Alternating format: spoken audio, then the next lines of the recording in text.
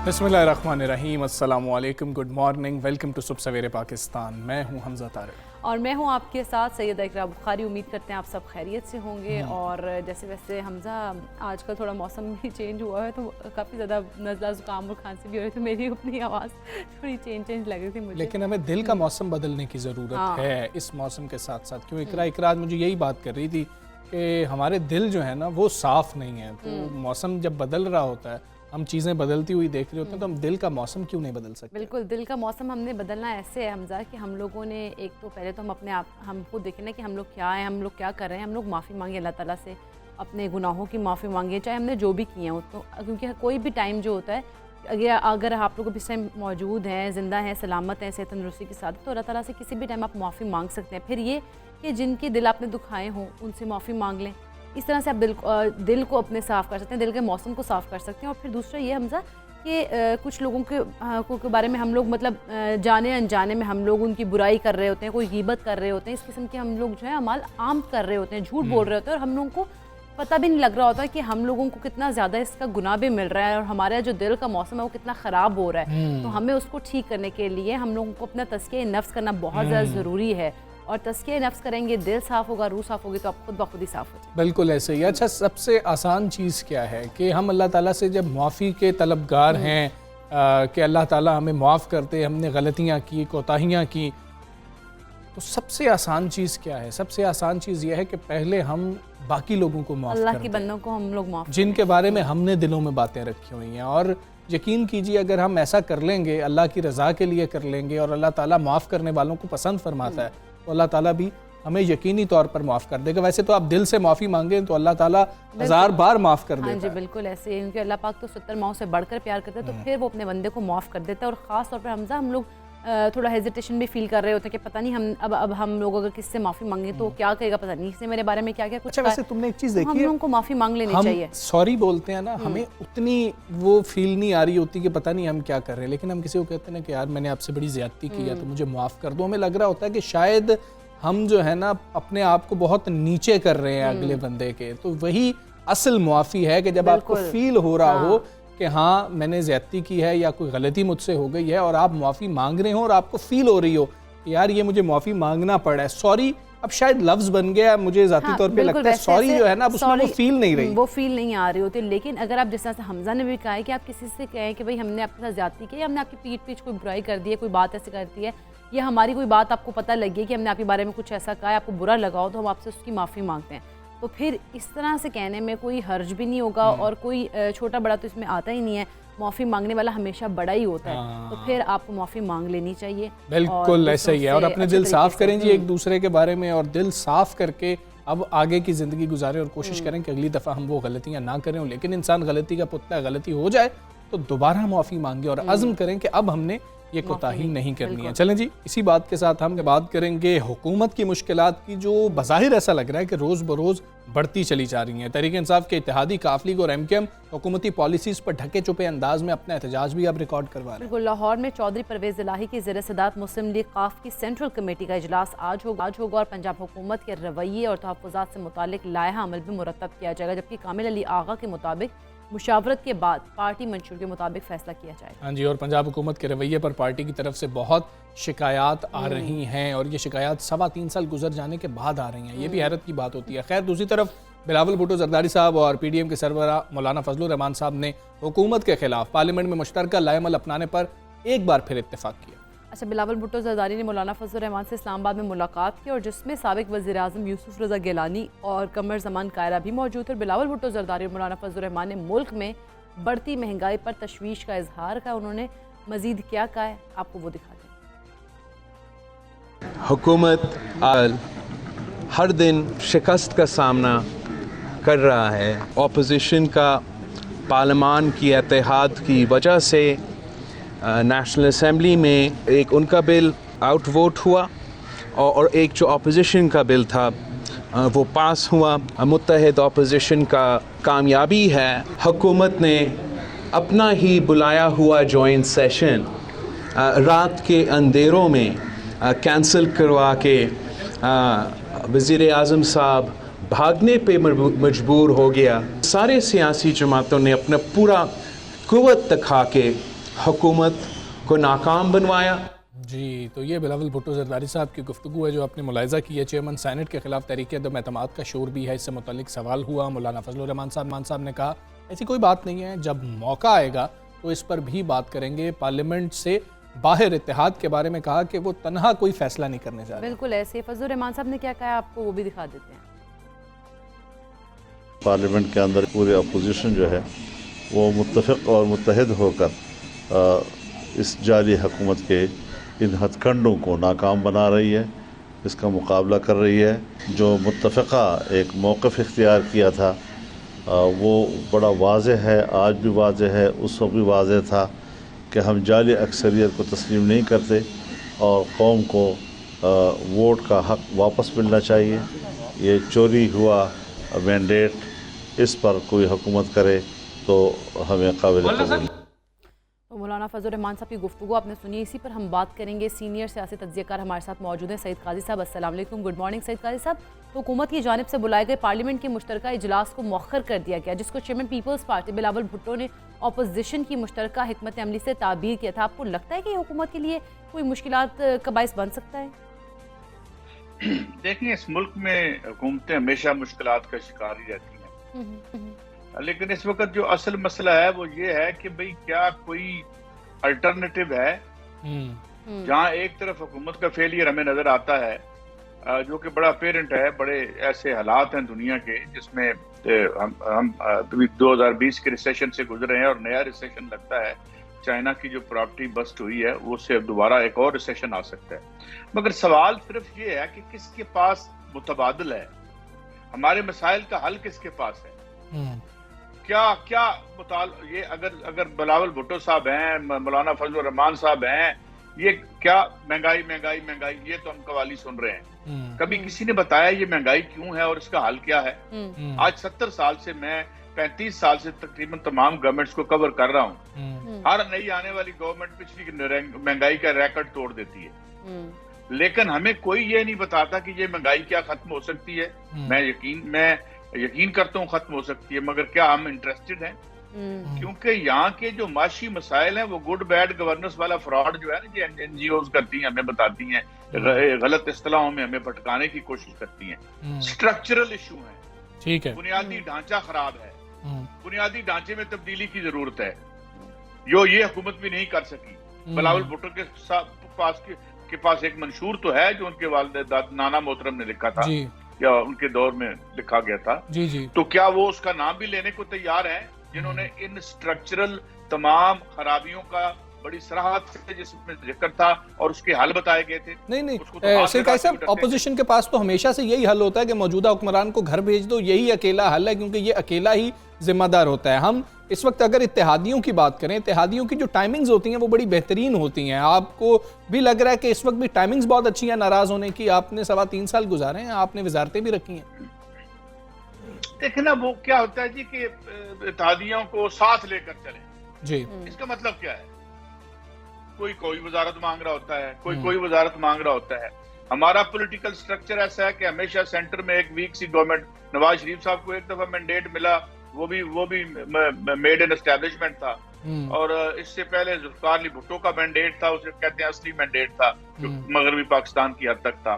बाकी सारे मैंडेट जो हैं ये पहले बनते हैं, इलेक्शन बाद में होते हैं, और इसमें मेरा नहीं तमाम सियासतदानों का इत्तेफाक है कि किसी बात पे अगर वो इत्तेफाक करते हैं तो एक दूसरे के इंतहाई बदनुमान होने का और या इलेक्शनों के चोरी हो जाने का।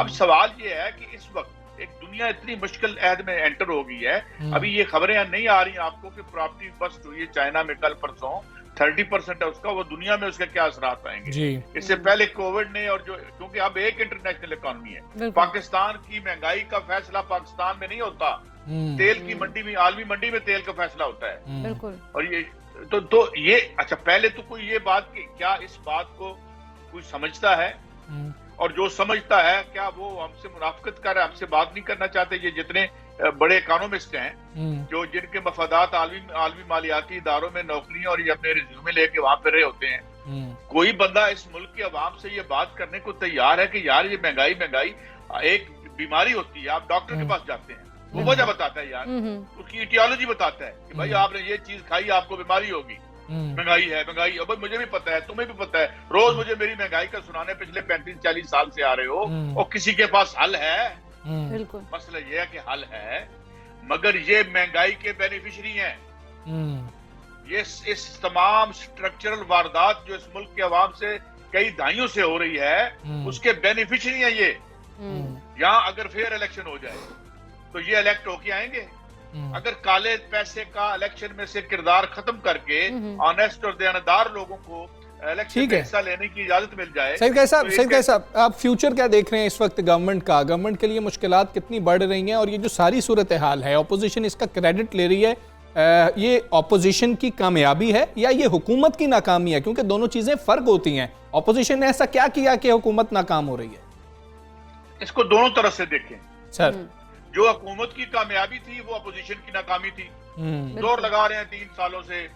इस वक्त जो हुकूमत की नाकामी है वो उसको अपनी कामयाबी का क्रेडिट दे रहे हैं। नाकाम दोनों हैं, नाकाम दोनों हैं, और एक दूसरे की टांग खींचने में। मिसाल के तौर पर ये बैठ के आज एक ऐसे ऐद में हम आ गए हैं जहाँ ग्लोबल चेन्स टूट रही हैं, जहाँ पर नए इकोनॉमिक स्ट्रक्चर जो है उसके बारे में आलमी इशराफिया जो है वो घबराई हुई परेशान है।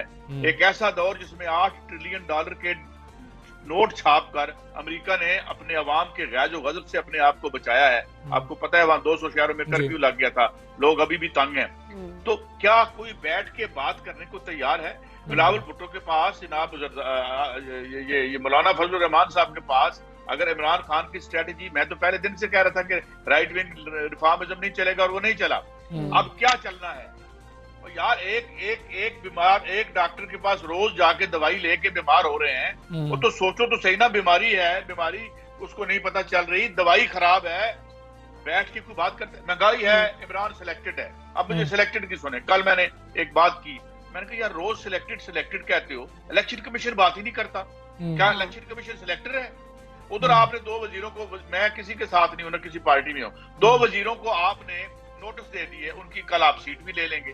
हर चौक पे खड़े होके आपको अपोजिशन कहती है कि ये इलेक्शन कमीशन ऑफ पाकिस्तान नहीं है, ये इलेक्शन सिलेक्टर ऑफ पाकिस्तान है। कोई पूछता है? तो ये इसमें जो मुख्तलिफ मफादात का टकराव है, सियासत नहीं हो रही ये, और ये बड़ी अनफॉर्चुनेट है। मगर इसमें मैं एक बात वार्न कर दूं आपको जी। अगर इस वक्त आप सूडान को देख रहे हैं, एक्वाडोर को देख रहे हैं, जहां IMF के प्रोग्रामों के खिलाफ मिलियंस ऑफ लोग सड़कों पर आ गए। 40 लाख लोग सूडान में IMF की मगर कोई बात नहीं करता। IMF के हवाले से मैं बात करूं तो इकोनॉमिस्ट जो है वो कान को जाना शुरू कर देते हैं अगर साथ बैठे उनके लिए खिलाफ ही ना गल करनी पै जाए। तो basically this is the issue. और मैं ये आपको बताऊं, ये इशू बहुत देर तक हम कारपेट के नीचे नहीं रख सकते। पार्टियों के मुतबादल होते हैं, जिंदगी का कोई मुतबादल नहीं होता, दिन में 3 दफा भूख लगती है। तो ये इशू अगर ये एड्रेस नहीं करेंगे तो यहाँ पर भी तहरीक बन सकती है। और आपको नजर आ रहा है कि चंद दिन पहले ये जो इस्लामाबाद में जो वापडा के वर्कर्स गए थे, उसको किसी ने कवर नहीं किया। वो 1 लाख लोग हैं, उन्होंने कहा कि हम आपकी बिजलियां बंद कर देंगे आपके हुक्मरानों के अवानों की। नोबडी टुक द नोटिस, क्योंकि लोग तंग हैं। और ये वो लोग हैं, ये जो मेरे घर में बिजली जल रही है, 30-40 हजार रुपए का मुलाजिम होगा बेचारा, जान पे खेल के बैठा है। 2000 द रियल पीपल। अगर हम उनके इश्यूज को एड्रेस नहीं करेंगे तो हम आराम से हुकूमत भी नहीं कर सकते। जी ठीक है सईद कैसा, इस वक्त मतलब आखिर में यही जानना चाहेंगे, क्योंकि अब बात यही हो रही है, जितनी ऑपोजिशन भी मुत्तहिद होती हुई हमें नजर आ रही है, बिलावल साहब भी मिले हैं मौलाना फजलुर रहमान साहब को, क्या हुकूमत जारी है? देखें, यहाँ पे कोई इतना स्क्रिप्टेड नहीं होता। यहाँ पे जब आपका हुक्मरान तबका खुद अपने ऊपर एतमाद खो देता है तो कोई ये एक ऑप्शन सुबह सोचते हैं, दोपहर को दूसरा सोचते हैं, शाम को तीसरा सोचते हैं, बंद गली में खड़े होते हैं।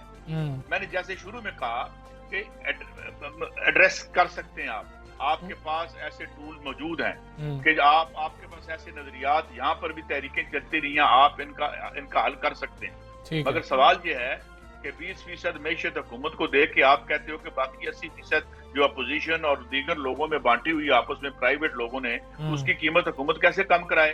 ये नहीं कहीं सारे शुगर मिल मालकान इकट्ठे बैठ के कहीं आज से हम शुगर की कीमत कम कर देते हैं, कम नहीं हो जाएगी। और अगर आज आप जुल्फिकार अली भुट्टो वाला काम करें तो 30 रुपए की शुगर सुबह मिलेगी।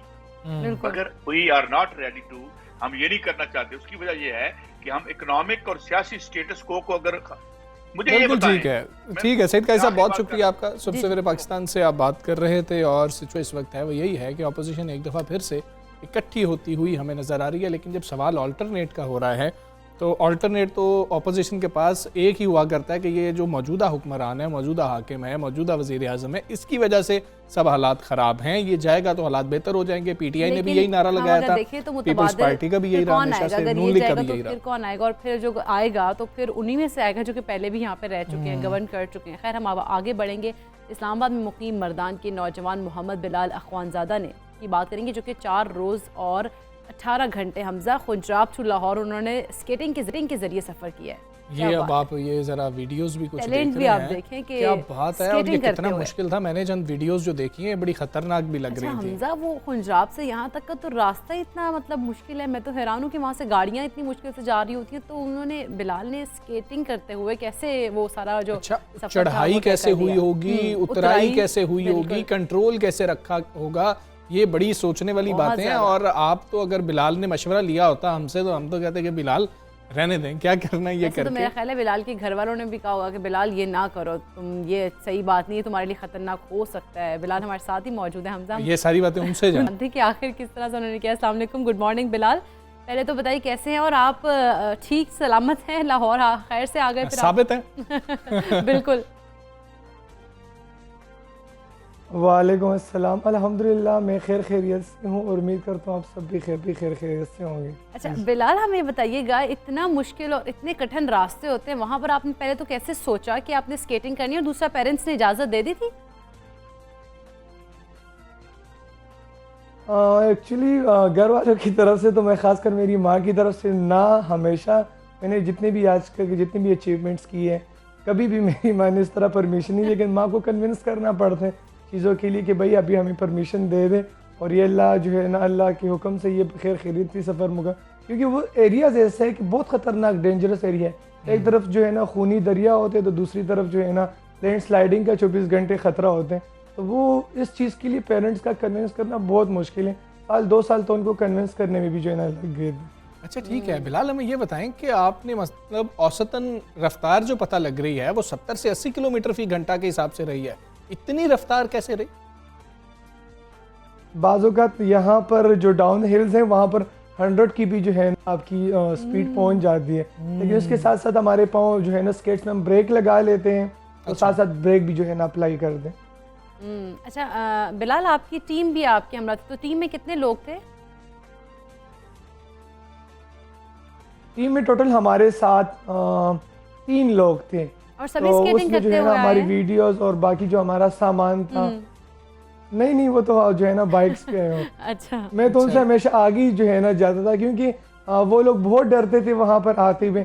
हमारे स्केट्स ये है कि ये बहुत स्पीडी हैं और मतलब बाइक और गाड़ियों से इनमें ज़्यादा जो है ना बैलेंस करने की वो पावर होती है, तो वो हमेशा मुझसे पीछे ही रहते और मैं उनसे आगे आगे जा रहा हूँ। अच्छा बिलाल, हमें ज़रा ये भी बताएं कि वहाँ पर आप गाड़ी ड्राइव कर रहे हो ना, कि मैंने कैमरा खुद ही अपने हाथ में पकड़ के जो है ना। ओके। अच्छा बिलाल, आप अगर गाड़ी ड्राइव कर रहे हो ना उन रास्तों पर, तो आपके साथ जो भी कोई बैठा हो, आपकी वालदा बैठी हो, आपकी कोई बहनें बैठी हो, आपकी वाइफ बैठी हो, तो वो ना साथ साथ विर्द करती जाती हैं और दुआएं मांगती जाती हैं कि हम ना खैर खैरियत से पहुंच जाएं या खैर खैरियत से उतर जाएं। खास तौर पे हमने जो शीशे वाली साइड की वो साइड पे होती है ना, भाई रोको रोको ब्रेक खतरनाक होता है। एग्जैक्टली। तो आप क्या करते रहे? कोई इस तरह से विर्द करते रहे, दुआएं मांगते रहे, या वालदा से राब्ते में रहे? वहाँ तो सिग्नल्स काम नहीं करते घर वालों के साथ, तो बस जब मैं पहुंचूं मैंने कॉल की और आने से पहले मैंने 2 रकात जो है ना नफल जो है ना पढ़ी। अच्छा। ये हर टारगेट से पहले हम इसी तरह करते कि हमारी सफ़र बखैर खैरियत मुकम्मल हो, तो पहले नफल अदा करने के बाद अल्लाह का नाम लिया, और वहाँ से जब भी मैं राइड स्टार्ट करता हूँ एक सफ़र की दुआ है, तो वो सफ़र की दुआ जब मैं पढ़ता हूँ तो अल्हम्दुलिल्लाह मेरी आज तक किसी भी टारगेट में जो है ना इस तरह की कोई हादसा पेश नहीं है। अच्छा, वैसे ये बड़ी अच्छी बात है, आप लोगों को मोटिवेट भी करें। पेट्रोल जितना महंगा होता चला जा रहा है, इसी तरह सफ़र करना चाहिए सारों। फिजिकल एक्टिविटीज़ भी बेहतर हो जाएंगी। अच्छा बिलाल, इतना लंबा सफ़र क्या पहले किसी ने किया है? गिनीज वर्ल्ड रिकॉर्ड की बात करें, क्या वहाँ पर आपने रिक्वेस्ट डाली, एप्लीकेशन भेजी है? हमने उनको जो है ना दरख्वास्त दी हुई है। तो आज तक तो पाकिस्तान में तो इस तरह, पाकिस्तान में नहीं दूसरी कंट्रीज़ में भी क्योंकि ये जो जहाँ पर मैंने ये राइड की ये बहुत निहायत खतरनाक रोड है। मैं सबको चैलेंज करता हूँ जो इंटरनेशनल प्लेयर है कि भाई यहाँ पर आए और मेरे साथ स्केटिंग करके गए। बहुत खतरनाक रोड है, ये हर कोई कर नहीं सकता, हर बंदा ये रिस्क नहीं ले सकता। अगर आप वहाँ पर जो लोग गए उनको पता होंगे कि वो एरिया चाइना बॉर्डर जब आप स्टार्ट करते हैं अताबाद टर्नर्स और ये पासू आते पता चलता है कि भाई कोई यहाँ पर स्टेमिना चाहिए होता है। बिल्कुल ऐसे ही है, हम भी सारे जानते हैं कि बड़े खतरनाक रास्ते वहाँ पे। लेकिन बिलाल हमें ये बताइएगा कि आप स्केटिंग कब से कर रहे हैं? क्या बचपन से ही शौक था या फिर कोई इंस्पिरेशन भी है, किसी को देखा कि यार ये स्केटिंग करें मैंने भी करनी है इस तरह से? तकरीबन 20 साल से मैं स्केटिंग कर रहा हूँ। इस्लामाबाद स्केटिंग एसोसिएशन को इस्लामाबाद में चला रहा हूँ, जहाँ पर मैं बच्चों को डिफरेंट बच्चों को, बड़ों को और दूसरे ऑफ एनी एज कोई भी हमारे साथ स्केटिंग करते हैं। 73 ईयर्स तक हमारे साथ लोग स्केटिंग करते हैं। तो उसमें मैं उनको जो है ना स्केट टीच करता हूँ। एक हेल्दी एक्टिविटी से बच्चे और बड़े ज़हनी जिस्मानी तौर पर मजबूत होते हैं और वो एक सेहतमंद खेल की तरफ मुतवज्जा होते हैं। ठीक है बिलाल, जब हम रेसलिंग देखते थे ना तो आता था don't try this at home. तो ये जो आपने कारनामा सर अंजाम दिया है ये भी ऐसा ही है कि आप बाकियों को क्या मशवरा देंगे जो लोग आपसे देख के इंस्पायर हो रहे हों? क्या ट्रेनिंग के बगैर जा सकते हैं? कितनी मुश्किलात हैं? किन चीज़ों का ख्याल रखना है कि कोई ऐसे ही ना चला जाए कि बिलाल ने कर लिया है तो शायद हम भी कर लेंगे? ये बहुत अच्छा सवाल है कि जो लोग मेरे देखने वाले हैं उन लोगों को देखने में तो ये एक वीडियो गेम और बच्चों की गेम जिस तरह फिल्मों में लोग अक्सर दिखाते हैं उस तरह दिखाई दे, लेकिन ये बिल्कुल उसके बरकस है। खतरनाक इलाके बगैर हिफाजती तरबियत आप जा नहीं सकते। पहले इसकी बुनियादी ट्रेनिंग हासिल करें, उसके बाद अगर आप जाते हैं, लेकिन उसके लिए भी मैंने भी तकरीबन 4 साल से इसकी तैयारी जारी रखी। वीक में 5 डेज में अपनी स्केटिंग करता रहा हूँ। उसके बाद मैंने ये भी मेरे लिए एक नया एक्सपीरियंस था, जिंदगी और मौत का खेल। क्योंकि जब मैं बाबू सर टॉप आया हूँ वहाँ पर मेरी सांस जो है ना ऑक्सीजन में दुश्वारी हुई है। फर्स्ट एक्सपीरियंस था लाइफ में कि मुझे ये फील हुआ स्केटिंग के दौरान कि शायद मैं मरने वाला हूँ। और वहाँ पर मैं लेट गया तो फिर वो मकामी लोग आए, उन्होंने मुझे फिर कुछ खाने को दिया, वहाँ पर मेरी तबीयत बहाल हुई। लेकिन आधे से ज़्यादा से जब मैंने ज़्यादा तय कर दिया तो फिर मैंने अल्लाह का नाम लिया और दोबारा वहाँ से अपने सफ़र स्टार्ट किया। बहुत मुश्किल काम है ये और बिल्कुल आसान नहीं था। बिलाल बहुत शुक्रिया, और आपने फ्यूचर में जो टारगेट्स बनाया हम उम्मीद करते हैं कि आप वो अचीव भी करेंगे। बहुत शुक्रिया कि आप हमारे प्रोग्राम का हिस्सा बने। ये मुश्किल काम है, ट्रेनिंग ज़रूरी है, हिफाजती जो हैं आपको इकदामात साथ करने हैं। आप वैसे ही नहीं जा सकते और अब आप ये ना हो कि अपने शहर की सड़कों पर इस तरह जाएं, आपका कंट्रोल पता नहीं वैसा है। बिल्कुल ऐसी है कि आप वीडियोस बिलाल की देख रहे हैं और आपके हमने भी करना शुरू कर देना नहीं। इसके लिए अगर आपने करना है, आपको शौक है तो ट्रेनिंग पहले हासिल करें। ट्रेनिंग करेंगे तो फिर आप कर सकते हैं और आप आराम से करें, बल्कि अच्छी बात भी है, करना भी चाहिए। फिजिकल है आप जो है वो हेल्दी भी रहेंगे। चलें जी, हम एक ब्रेक लेंगे, ब्रेक के बाद वापस आते हैं।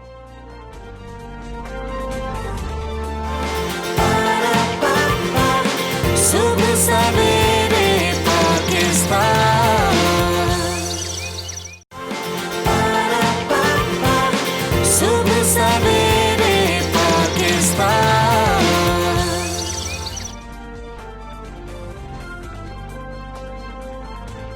वेलकम बैक टू सुबह सवेरे पाकिस्तान। हम बात करेंगे दुनिया में 53 करोड़ से ज़्यादा आबादी जो है वो इस टाइम डायबिटीज़ का शिकार हो रही है, इनके ज़ियाबतीज़ का शिकार हो रही है, जिसमें से 3.3 करोड़ सिर्फ पाकिस्तान में। हमजा हाँ जी, और कोरोना वायरस आने के बाद टाइप 2 डायबिटीज़ में तेज़ी से इजाफा हुआ है। आसान अल्फाज में बताएं तो शुगर के मरीज़ों की तादाद में इजाफा होता चला जा रहा है, क्योंकि कोरोना की वजह से लोग ये कहा जा रहा है कि घरों में बैठ गए और मोटापे का शिकार हुए, उस मरज़ में मुब्तला हुए, चांसेस बढ़ जाते हैं। फिर पाकिस्तान डायबिटीज़ के मरीज़ों के हवाले से दुनिया का तीसरा बड़ा मुल्क भी बन गया। और दूसरे कौमी ज़ियाबतीज़ सर्विस से ये बात सामने आई है कि हर चौथा पाकिस्तानी जो है वो ज़ियाबतीज़ का शिकार है। और ज़ियाबतीज़ जैसे जानलेवा मरज़ की रोकथाम के लिए तरबियत याफ्ता अमले और हुकूमती सतह पर पॉलिसी साज इदारों को इस मरज़ को रोकने के लिए एहतियाती तदाबीर को यकीनी बनाने के लिए हंगामी बुनियादों पर सख्त से सख्त इक़दाम करने भी चाहिए। और बड़ी तादाद में लोग ऐसे हैं कि जिनको पता ही नहीं होता कि जी हम इस मरज़ में मुब्तला हो चुके हैं। तो क्या करना चाहिए? क्या वाकई ही बहुत अलार्मिंग सिचुएशन है? क्योंकि अगर हम ये नंबर्स को देखें तो ये नंबर्स के मुताबिक अगर तकरीबन 4 में से एक जो है पाकिस्तानी बनता है, और अगर वो शुगर हो चुकी है, पता कितने लोगों को है, ये तो फिर आप मतलब परेशान हो जाएंगे कि यार अलामात का ही नहीं पता, कब चेक करवाना चाहिए, किस तरह से पता लगेगा, किससे जाके रब्ता करना चाहिए, इंपॉर्टेंट चीज़ें हैं। बिल्कुल, इसी पर हम बात करेंगे। कंसल्टेंट हैं endocrinologist national hospital doctor Umar Yusuf Raja साहब हमारे साथ मौजूद हैं। अस्सलाम वालेकुम, गुड मॉर्निंग डॉक्टर साहब। सबसे पहले तो हमें बताइएगा कि जो टाइप 2 की बात की जाती है डायबिटीज़ की, ये क्या है और इसकी अलामात क्या होती हैं? जैसा कि आपने अभी जिक्र किया है कि इस वक्त टाइप 2 डायबिटीज़ हकीकी पेंडेमिक है कोविड के अलावा। टाइप 2 डायबिटीज़ की अलामात में जो है पेशाब का ज़्यादा आना, वज़न का कम होना, उसके अलावा थकन, चिड़चिड़ापन और मुख्तलिफ किस्म के इन्फेक्शन का होना है। टाइप 2 डायबिटीज़ में इंसान जो है वो इंसुलिन जो है बना रहा होता है, लेकिन वो असर नहीं कर रही होती और इसकी वजह से उसको ये अलामात होती हैं। और जैसे कि आपने कहा है कि इस वक्त पाकिस्तान में 3 करोड़ से ज़्यादा लोगों को टाइप 2 डायबिटीज़ का शिकार है और हम आप इंडिया और चाइना के बाद तीसरे नंबर पे हैं टाइप 2 डायबिटीज़ के हवाले से। ठीक है। अच्छा डॉक्टर साहब ये बताएं कि इतनी तादाद में शायद लोगों को पाकिस्तान में पता नहीं है कि हम जो है इस मरज़ का शिकार हो चुके हैं। क्या ये साइलेंट किलर है, पता नहीं चलता आपको कि आप इस मरज़ का शिकार हो चुके हैं? दूसरा, ये प्री डायबिटिक क्या होता है सर? जी हाँ, आपने बिल्कुल सही कहा कि हमारे यहाँ बहुत से लोगों को टाइप 2 डायबिटीज़ का शिकार है और उनको इसका पता भी नहीं है। एक स्टडी के मुताबिक तकरीबन 2 से 3 साल लगते हैं टाइप 2 डायबिटीज़ का पता चलते हुए लोगों को।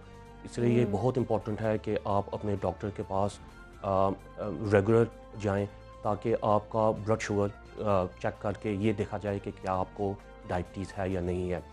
यहाँ तक आपका सवाल का तरक है प्री डायबिटीज़ का, तो प्री डायबिटीज़ से पहले की स्टेज है जहाँ पे ब्लड शुगर आपका 100 और 126 के दरमियान रहता है, या एक 3 महीने का टेस्ट होता है जिसको HbA1c कहते हैं और वो 5.7 से 6.4% के दरमियान हो तो इसको हम प्री डायबिटीज़ कहते हैं।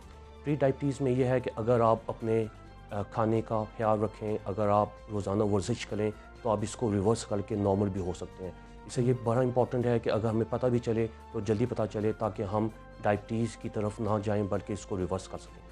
ठीक है। अच्छा डॉक्टर साहब ये बताइएगा कि जैसे हमने शुगर का टेस्ट का हम लोगों को इतना नहीं पता होता, हम लोग टेस्ट के लिए वैसे भी नहीं जा रहे थे, तो हमें अपने शुगर को टेस्ट कितने टाइम बाद करवा लेना चाहिए? तो देखें ये डिपेंड करता है कि आपकी फैमिली में डायबिटीज़ की हिस्ट्री कितनी है और पाकिस्तान के हिसाब से तो हर फैमिली में कोई ना कोई बंदा होगा जिसको टाइप 2 डायबिटीज़ होगी। तो उस लिहाज से बेहतर है कि कम से कम साल में एक दफ़ा तो आप ब्लड शुगर चेक करवा लिया करें। फास्टिंग ब्लड शुगर करवा लें, ये भी काफ़ी है। नहीं तो 3 महीने का टेस्ट होता है HbA1c, वो भी आप चेक करवा सकते हैं।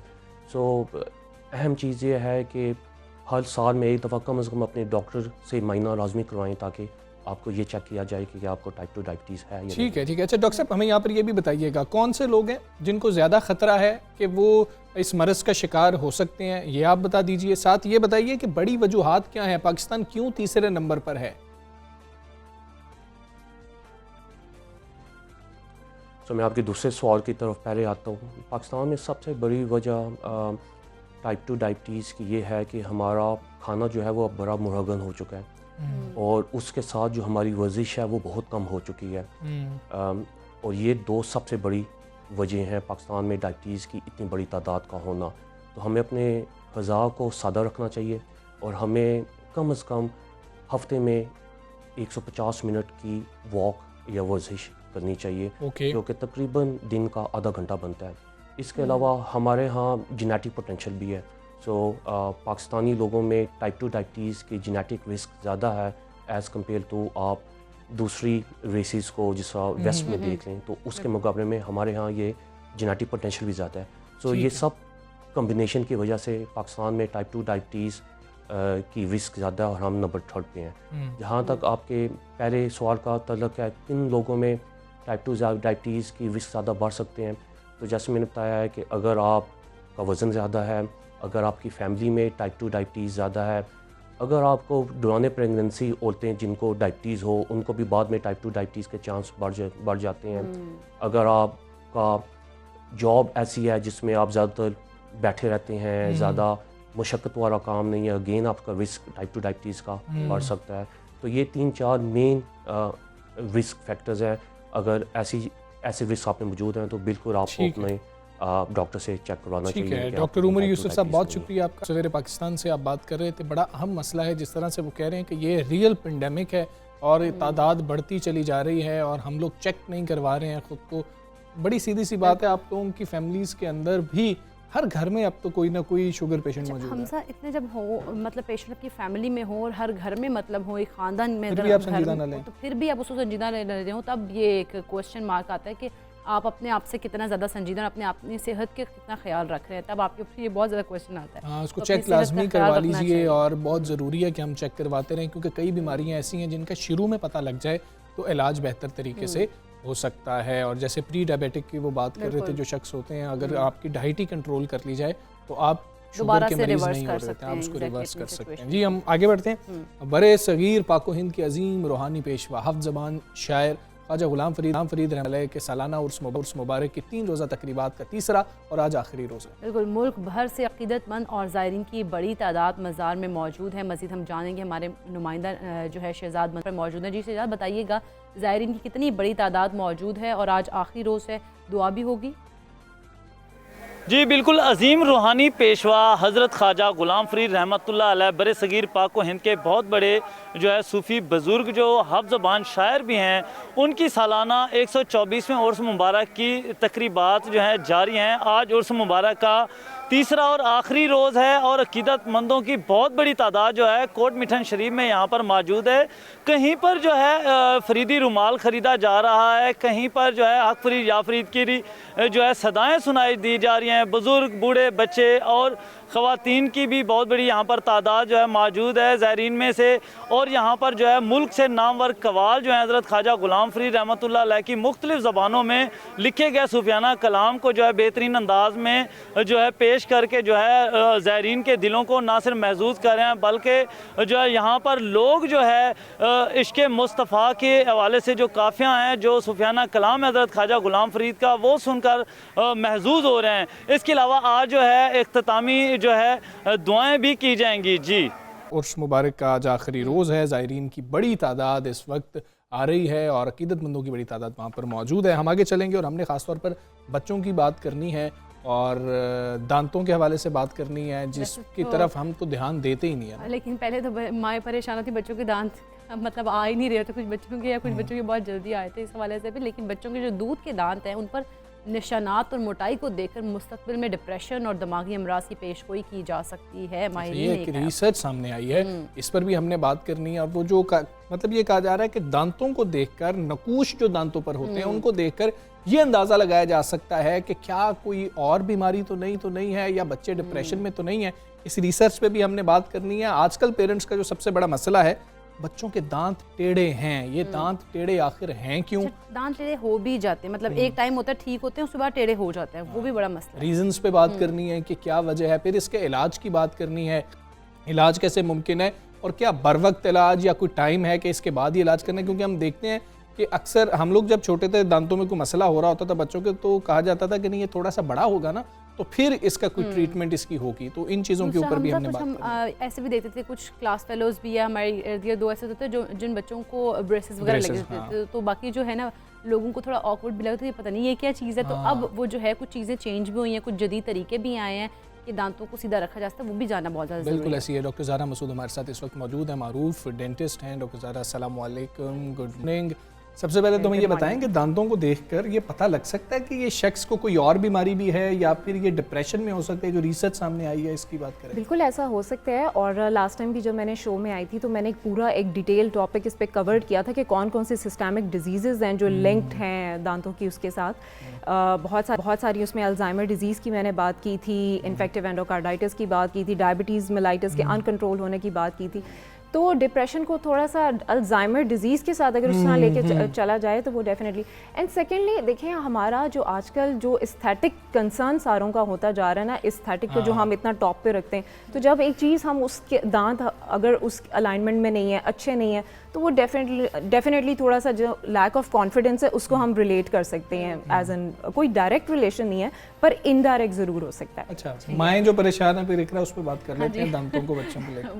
वो उस पर बात करेंगे कि जो दांत जो है वो माएँ अक्सर परेशान है, बच्चों के दांत जो है वो टेढ़े भी हो जाते हैं, तो वो उनको हम कितनी एज से हम लोग उसको डील कर सकते हैं कि बच्चों के दांत अब ये डॉक्टर के पास जाना चाहिए और अभी से इसको हम सही कराएं में इनके तो फिर ये ठीक होंगे? इसकी कॉजेज़ बहुत अच्छा आज हमने ये टॉपिक रखा है, क्योंकि ये आजकल का जो है ना, आजकल की जनरेशन का, बल्कि हमारी 90s एंड ऑनवर्ड्स जनरेशन का, जब से ये सारी लाइफस्टाइल और डाइटरी चेंजेस आई हैं, बहुत कॉमन टॉपिक है कि जो है बच्चों के दांत टेढ़े क्यों हो जाते हैं।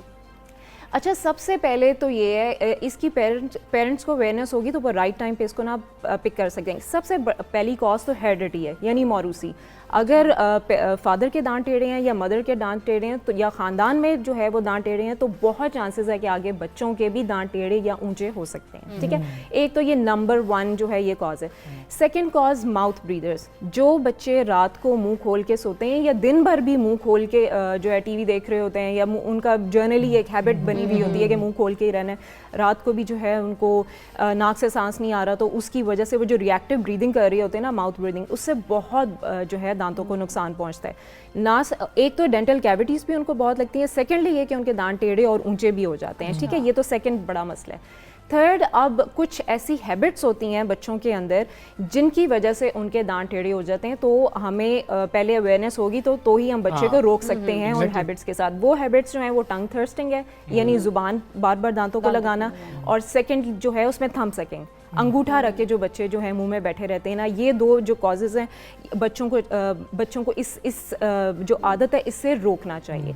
चौथी जो मेन वजह है दांत टेढ़े होने की, वो है कि जिन बच्चों के जो दूध के दांत अर्ली शेड हो जाते हैं, अर्ली गिर जाते हैं, अपने टाइम से पहले ही गिर जाते हैं, तो जो नए आने वाले परमानेंट दांत होते हैं, टाइम ये होता है कि बच्चे के मुंह में 2.5 साल तक सारे दांत मुकम्मल हो जाते हैं, जो दूध के दांत होते हैं। अब जो उसका शेडिंग का अमल है वो 6 साल की उम्र से शुरू होता है। जो नीचे वाले दांत हैं वो 6 साल की उम्र से शेड होना शुरू होते हैं, और ये सिलसिला चलता है 12 साल तक।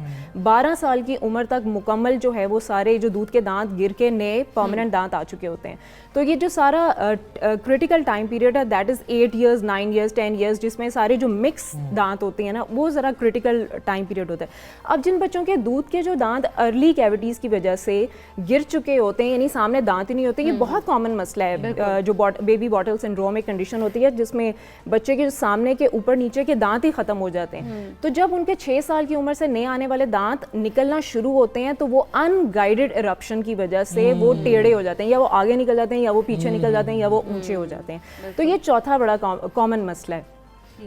और जो है 5वां, कुछ ट्रॉमा, अगर बच्चे को चोट लगी है बचपन में, उसकी वजह से जो है बच्चे के दांत जो हैं वो टेढ़े हो गए हैं। तो ये सारी जो है ये कंडीशन। अंगूठा डालना आपने बताया, बच्चे छोटे होते हैं वो खिलौने डालते हैं मुंह में, खिलौने तो एज अ सूदिंग वो डाल रहे होते हैं, ठीक है, खिलौने जो है वो उसका प्रेशर और है। खिलौना जब हम कभी भी हम खिलौना यूं डाल के उसको बाहर की तरफ एग्जर्ट नहीं करते, थंब की एक पर्टिकुलर डायरेक्शन है कि वो पैलेट पे जाके वो आगे वाले दांतों को पुश कर रहा होता है, यानी वो फॉरवर्ड जा रहे होते हैं, तो उससे फिर बाइट ओपन हो जाती है। जब सामने वाले दांत में नीचे वाले दांत के साथ ऐसे ऑक्लूड करना है, तो जब वो ऊपर को उठ जाएंगे, ऊंचे हो जाएंगे, तो डेफिनेटली ओपन गैप। अब हमने डॉक्टर ज़हरा के पास कब जाना है, क्या टाइम है कि हमें पता लगे, क्योंकि अब डेंटिस्ट की तरफ जाने का वक्त हुआ? अच्छा, जैसे मैंने कहा, जो सबसे क्रिटिकल इसमें एज होती है ना, यानी जिसमें माओं को पता तो डेफिनेटली चल जाता है कि 8-9 साल की उम्र में कि मेरे बच्चे के दांत जो है ना टेढ़े हो रहे हैं, या फिर जो जॉ है उसकी थोड़ा एबनॉर्मल लग रहा है, ये आगे को निकल रहा है, या ये ऊपर वाला जॉ आगे को निकल रहा है, थोड़ा डेफिनेटली आइडिया हो जाता है।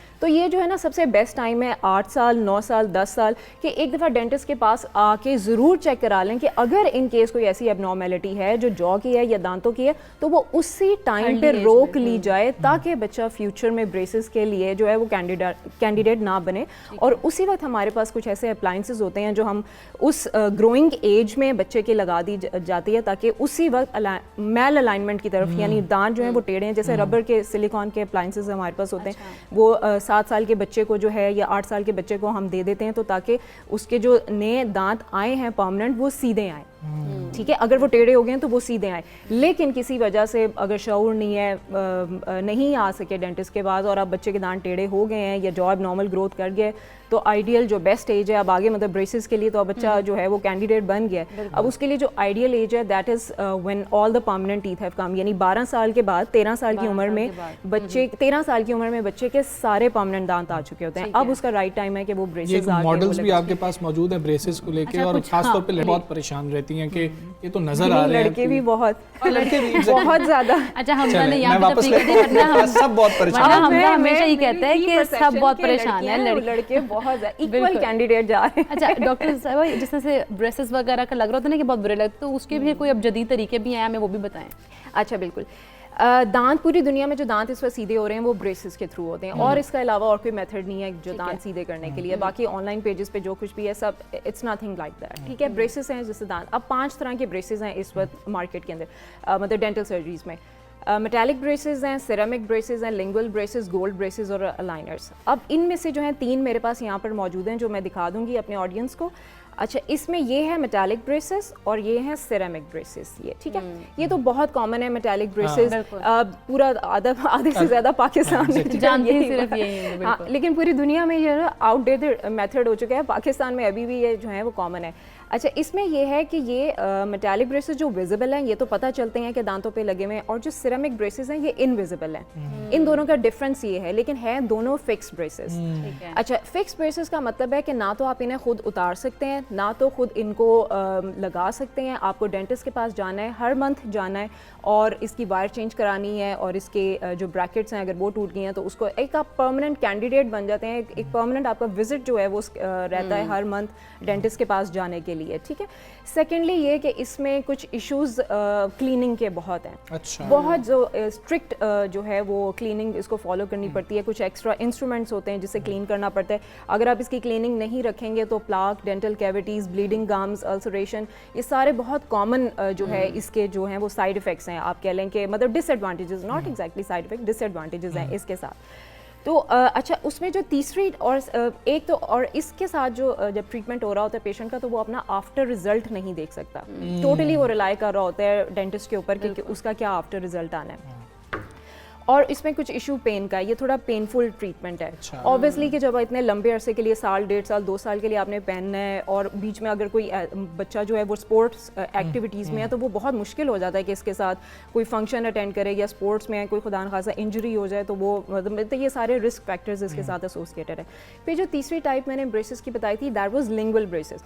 लिंगुअल ब्रेसेस में क्या होता है कि अंदर की तरफ, यानी ये दांत के जो अंदर की तरफ ब्रेसेस लग जाते हैं वो भी फिक्स्ड होते हैं, और उसके साथ ये होता है कि ज़ुबान बहुत हर्ट रहती है। लेकिन उसकी अच्छी बात ये है कि वो बाहर जब दांत बंद होते हैं तो वो नज़र नहीं आते, ठीक है। फिर जो 4th टाइप है वो गोल्ड ब्रेसेस के। पाकिस्तान में वैसे गोल्ड ब्रेसेस नहीं है क्योंकि दैट इज़ एक्सपेंसिव, क्योंकि वो गोल्ड प्लेटेड होते हैं। अब हम फिर जो अब जदीद तरीका इलाज है, ये जो सारे फिक्स ब्रेसेस मैंने अभी तक बताए हैं ये तो हो गए में आउटडेटेड।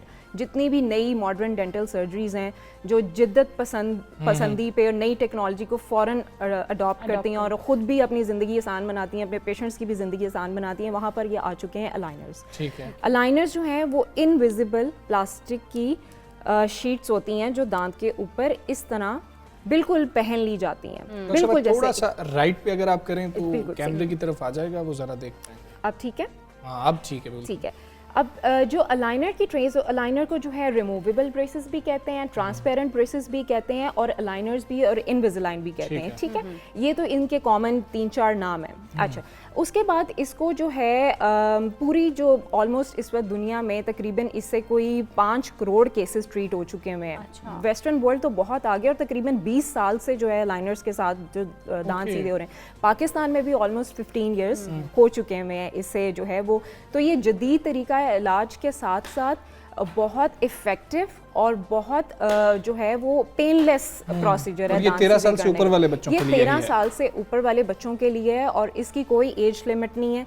45 का भी मसला नहीं होगा, इसमें क्लीनिंग का भी कोई इशू नहीं होता। आप इसको रिमूव करके अपने दांत साफ करके, बिल्कुल कोई एनामल के ऊपर रगड़ नहीं पड़ती, कुछ उसके ऊपर एक्स्ट्रा मटेरियल नहीं लगता, दांत बल्कि दांत प्रोटेक्टेड भी रहते हैं कैविटीज़ के साथ, और कोई एक्स्ट्रा एफर्ट भी नहीं है क्लीनिंग के लिए। बस इसको रिमूव किया, रिमूव करके दांत साफ किए, ट्रे साफ की, और उसके बाद वापस बिल्कुल ऐसे पहन लिया। तो ये परफेक्टली अडेप्ट हो जाता है। जो भी दांत का साइज़ होता है, जो भी दांत की शेप होती है, उसके अकॉर्डिंग इसकी परफेक्ट अडेप्टेबिलिटी है। सेकेंडली ये कि इट्स हाईली यूज़र फ्रेंडली। इसको हर एज का पेशेंट जो है, चाहे वो ऑफिस वर्कर है, फ्रंट डेस्क ऑफिसर है, कोई होस्ट है, मॉडल है, जो भी है, इवन कुछ एंकर्स भी ऐसे हैं जिन्होंने अलाइनर्स पहने होते हैं, उनको पता भी नहीं चल रहा होता कि इन्होंने दांतों के ऊपर कुछ जो है वो शीट पहने हुई, क्योंकि यहाँ बिल्कुल यहाँ तक भी कोई पहचान नहीं सकता कि मतलब खाने के वक्त भी ये कंफर्टेबल है? नहीं, खाना इसको उतार के इसके रिमूव करके खाना खाना है। जैसे मैंने आपको बताया था कि मेटालिक के अंदर जो फिक्स प्लेसेस हैं उसके अंदर तो बहुत ज़्यादा डाइट रिस्ट्रिक्शंस है। आपने जो भी कुछ खाना है उसको छोटे छोटे बाइट में करके खाना है और सामने से आप बाइट नहीं कर सकते। इसमें ऐसा कुछ नहीं है, आपने इसको रिमूव करना है और इससे आप जो मर्जी खाएं पिएं, उसके बाद ट्रे साफ करके और अपने दांत साफ करके जो है वो आप इससे इस्तेमाल कर सकते हैं। अब ये आपको अलाइनर्स मिलेंगे कहाँ से? पाकिस्तान के आप किसी भी शहर से हैं, किसी भी सूबे से हैं, किसी भी शहर से हैं, आपने क्या करना है कि इनकी वेबसाइट www.alignersglobe.com पे जाना है और उसे नियर बाय जो अलाइनर्स प्रोवाइडर ठीक है डॉक्टर साहब, बहुत शुक्रिया आपका। सुबह पाकिस्तान का हिस्सा बनी, बड़ी जो है हमारे लिए बेहतर और पेरेंट्स के लिए बड़ी अच्छी इन्फॉर्मेशन थी। हम उम्मीद करते हैं कि आपको इससे फ़ायदा हुआ होगा। हम एक ब्रेक लेंगे, ब्रेक के बाद वापस आते हैं। Stay with us.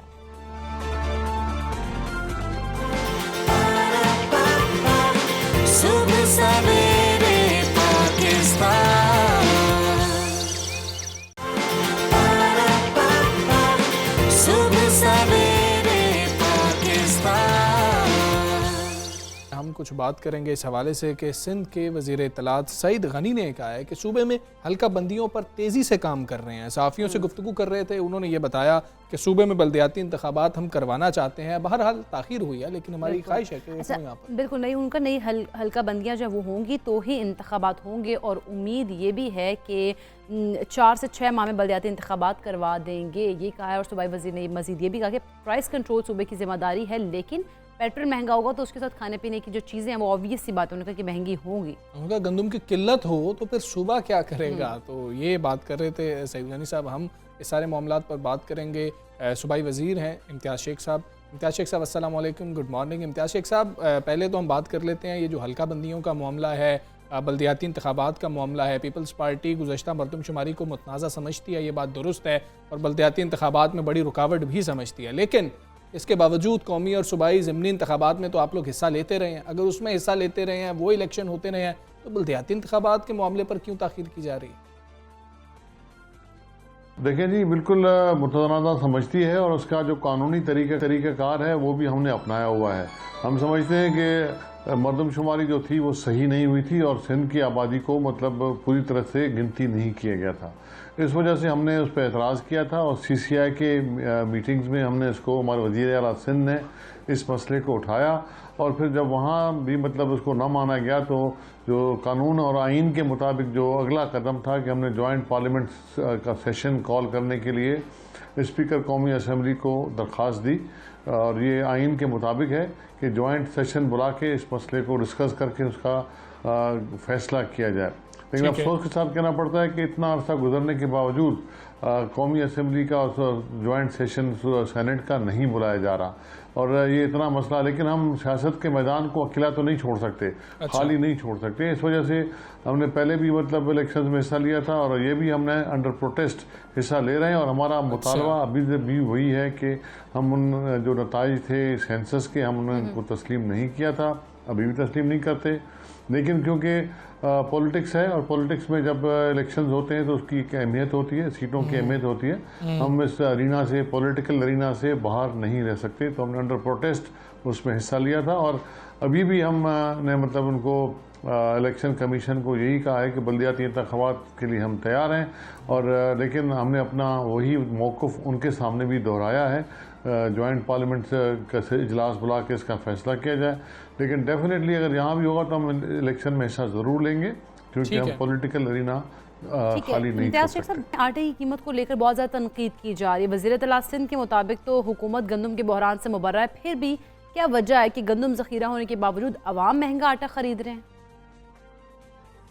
देखिए जी, सिंध में आटा महंगा नहीं है। सिंध में आटा अपनी किसी कीमत पे बिक रहा है जो कि मतलब गवर्नमेंट ने की है, और यहाँ आटे की भी कोई कमी नहीं है और गंदम की भी कोई कमी नहीं है। ये तो मसला वफाकी हुकूमत ने पैदा किया है और पूरे मुल्क में इस वक्त महंगाई है। अगर मान भी लें कि यहाँ महंगाई, तो फिर पंजाब में क्यों महंगाई है, KP में क्यों महंगाई है, अच्छा, फिर बलूचिस्तान में आटा और गंदम क्यों महंगी है। तो ये पूरे मुल्क का फिनोमेना है जो कि PTI की गवर्नमेंट ने पूरे मुल्क में फैला दिया है। उन्होंने महंगी गंदम और कम अच्छी क्वालिटी की गंदम नहीं मंगाई बाहर से, नंबर 1। और नंबर 2 मतलब मिसमैनेजमेंट है उनका, जिस तरह बाकी सेक्टर्स में उन्होंने मिसमैनेज किया है चीज़ों को, अपनी पॉलिसीज़ को। तो ये फूड के लिए हवाले से भी मैं समझता हूँ कि मिसमैनेजमेंट है और गवर्नेंस का शदीद इशू है। उनके पास ना टीम है, ना उनके पास कोई पॉलिसी है।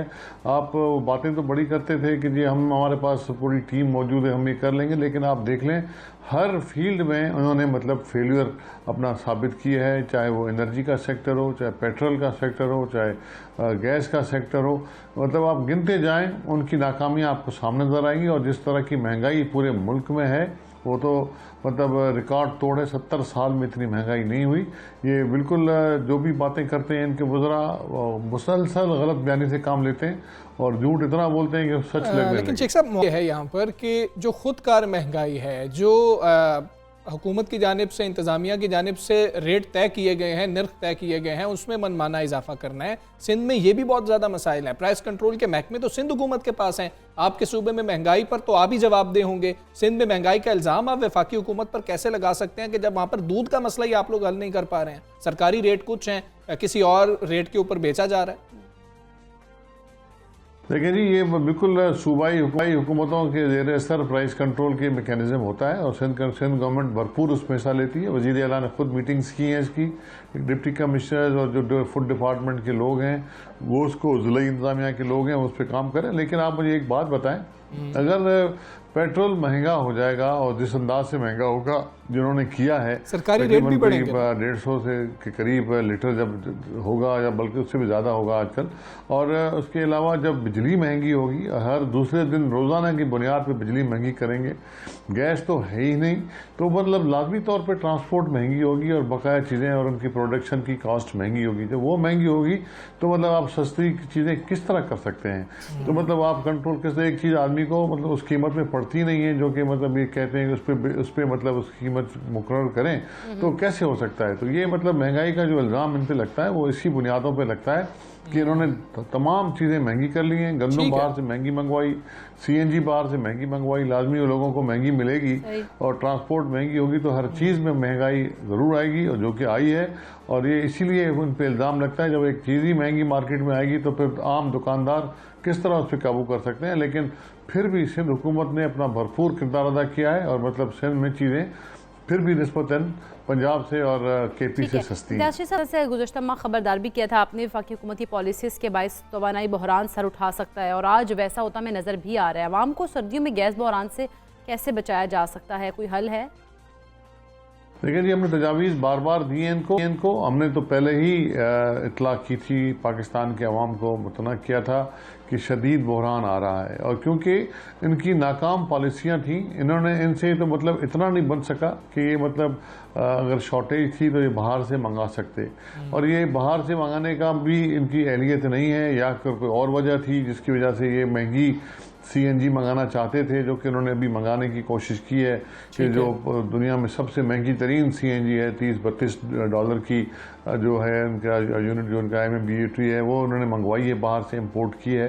तो मतलब या तो उनके अल्टीरियर मोटिव्स थे या फिर इनकी नाकामी है, इनकी मतलब इनको समझ नहीं है कि मतलब चीज़ें करेंगी, क्योंकि वो बहरान अब आता हुआ दिखाई दे रहा है। इस वजह से उन्होंने बहुत महंगी CNG ख़रीदने की कोशिश की है, फिर भी वो डिमांड पूरी नहीं कर पाएंगे। और ये इस दफ़ा भी मतलब इनका तकरीबन 33 साल हो गए हैं मुसलसल ये बहरान से गुजर रहा है। इन्होंने तो गर्मियों में भी शॉर्टेज कर दी थी गैस की, उसको ही मैनेज नहीं कर सके। और ये बार बार इल्ज़ाम लगाते हैं दूसरों पर, भाई 3 साल से तो आपके पास निज़ाम है, तो आप लोगों ने क्या किया? आपका तो रिकॉर्ड इतना ख़राब है कि दुनिया की कंपनियां इनके टेंडर्स को बिड ही नहीं करती। ठीक है शेख साहब, ये भी बता दीजिएगा कि पीपल्स पार्टी इंतखाबी इस्लाहात के हवाले से किस हद तक फोकस कर रही है और हुकूमती जो मौक़िफ़ है आपको कोई दुरुस्त लग रहा है या किस हद तक दुरुस्त लग रहा है, कौन सी बातें दुरुस्त लग रही हैं और कोई तजावीज़ हैं पीपल्स पार्टी की कि इलेक्शन को शफाफ कैसे बनाया जाए? देखिए जी, इस्लाहात तभी आती हैं जब सब पार्टियां हुकूमत और अपोजिशन बैठ के आपस में चीज़ें तय करते हैं। सही है। और फिर मशावरत के बाद फैसला होता है, कुछ गिव एंड टेक होती है और मतलब उसमें तरमीमें करके चीज़ों को मतलब मंजूर किया जाता है। लेकिन यहाँ तो सूरत हाल ये है कि ये बैठने को ही तैयार नहीं है। वज़ीर आज़म साहब किसी के साथ बैठने को तैयार नहीं है। जब बात करते हैं कि तो ये जी चोर हैं तो उन्होंने ये कर लिया, उन्होंने ख़जाना, भाई आप वापस भी नहीं ला सके ख़जाने जो आप क्लेम करते थे। आप लोगों के साथ बैठने को भी तैयार नहीं है। आपके साथ जो आईनी और जो कानूनी मशावरतें करनी थी आपकी चेयरमैन नैब और इस तरह की बाकी इलेक्शन कमीशन के मेंबर्स के हवाले से, वो भी आप नहीं कर रहे। तो मतलब जब आप मशावरत ही नहीं करेंगे तो मतलब इस्लाह तो आ ही नहीं सकती। पाकिस्तान पीपल्स पार्टी का बिल्कुल जहाँ जहाँ ज़रूरत है इलेक्शन रिफॉर्म्स जो भी ज़रूरत होती है वक्त आने वाले पिछले इलेक्शन के अपना तजुर्बात सामने रख के ज़रूर उसमें हम चाहते हैं कि हो, और पीपल्स पार्टी इस बात की हामी है। लेकिन जो भी हो मुशावरत के साथ हो, जो कि ये पीटीआई की गवर्नमेंट नहीं करना चाहती। ये अपना वन वे बुलडोज करना चाहते हैं। ठीक है। सवेरे पाकिस्तान से आप बात कर रहे थे और बड़ा अहम मामला इसके अंदर इकरा यही है कि जब आप कह रहे हैं कि ट्रांसपोर्ट महंगा हो गया, पेट्रोल महंगा हुआ तो महंगाई हो रही है, जब ये जवाब वफाकी हुकूमत दे रही है तो फिर सिंध हुकूमत को ये बात समझ नहीं आ रही है या अपोजिशन को ये बात समझ नहीं आ रही है। और जब आप ये मौक़िफ़ अपना रहे हैं तो भाई सरकारी निर्ख आपके कुछ और हैं, बेचा किसी और निर्ख पे जा रहा है, तो फिर प्राइस कंट्रोल कमेटियां क्या कह रही हैं? असल क्वेश्चन यहाँ पर है। असल क्वेश्चन ये भी है, लेकिन फिर हमसे बात आती है कि आखिर मामलत कब हल होंगे? जब एक टेबल बैठेंगे, जब मुशावरत जब तक नहीं होगी तब तक ये चीज़ें बेहतर नहीं होगी। खैर हम आगे बढ़ते हैं, आपको हम लेकर चलते हैं सक्खर में एशिया की मीठे पानी की सबसे बड़ी मछली मार्केट में, जहाँ मौसम सरमा की शुरुआत के साथ ही मुख्तलिफ इक़साम की मछलियाँ फ़रोख्त के लिए सज गई हैं। हाँ जी, और ये मछलियों का जी मौसम आ गया और इस वक्त मछली मार्केट में मौजूद हैं सज्जाद पाशा जी। सज्जाद बताइएगा कि मछली अपने जायके की वजह से खासी मशहूर भी है, कौन कौन सी मशहूर मछलियाँ वैसे सक्खर में? जी बिल्कुल हमज़ा, इकरा इस वक्त मैं मौजूद हूँ सक्खर की मछली मार्केट में। हमारे बहुत सारे नाजरीन को शायद ये पता नहीं होगा कि सक्खर की मछली मार्केट एशिया की सबसे बड़ी मीठे पानी की मछली मार्केट है, जहाँ मौसम सरमा की आगाज़ के साथ ही जो है वो मुख्तलिफ़ इक़साम की खूबसूरत मछलियाँ फ़रोख्त के लिए सजा दी गई हैं। यहाँ पर जो है वो ना सिर्फ सक्खर और गिरदोनवा बल्कि करीबी अज़ला के निजी फ़िश फार्म और दरियाए सिंध से जो है वो रोज़ाना की बुनियादों पर हज़ारों टन मछली लाई जाती है, जिनमें जो सबसे ज़्यादा अहमियत की हामिल यहाँ की मशहूर मछली है वो डमरा मछली है। इसके अलावा 20 से ज़ायद इक़साम की मछलियाँ जो हैं वो यहाँ लाई जाती हैं, जिनमें सोल, सिंगाड़ा, मल्ली और पापलेट मछलियाँ हैं। यहाँ पर जो है वो ना सिर्फ चारों सूबों से व्यापारी आते हैं बल्कि अफ़गानिस्तान के ताजिर भी जो हैं वो यहाँ से मछली ख़रीद कर लेके जाते हैं और अपने शहरों में फ़रोख्त करते हैं। इसके अलावा यहाँ की मछली जो है वो पैक करके ना सिर्फ सिंध, पंजाब, सरहद, बलूचिस्तान बल्कि अफ़गानिस्तान और दीगर ममालिक में भी जो है वो